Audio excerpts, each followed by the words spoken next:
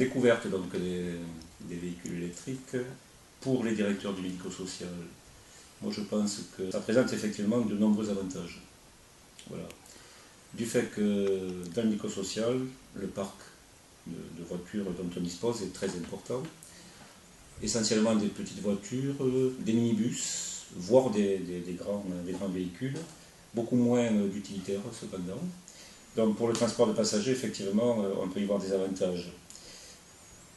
On sait qu'on fonctionne sur des circuits rarement longs, voilà, plutôt sur une proximité.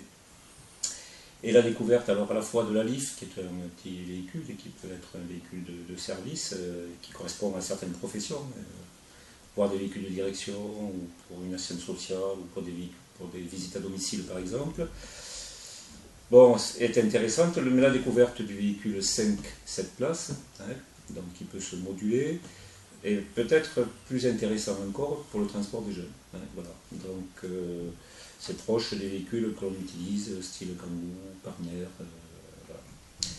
Si on veut s'inscrire dans une démarche de développement durable, ce qui est un enjeu fort dans le médico-social, puisque nous sommes des acteurs et de l'économie sociale et solidaire, je crois que nous avons intérêt à montrer l'exemple. Voilà, une exemplarité, effectivement. Il y a un intérêt pédagogique à le faire pour les jeunes que nous recevons, puisque ce sont les conducteurs de demain, mais il y a aussi un intérêt pour les salariés, parce que je pense qu'il faut y aller tranquillement, mais sûrement, et que les salariés peuvent bénéficier aussi d'un apprentissage de la prise en main du véhicule électrique, qui surprend un petit peu sur le premier contact. Et on peut aussi développer des avantages où on pourrait prendre en compte effectivement les déplacements des salariés,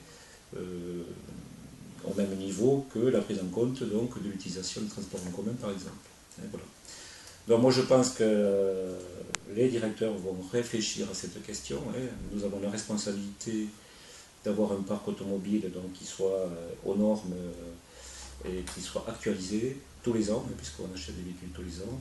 Donc il y a certainement aussi, dans une idée de mutualisation et de regroupement, certainement une démarche collective à faire. Voilà. C'est ce à quoi on va s'atteler pour l'avenir. Merci Joël Labure.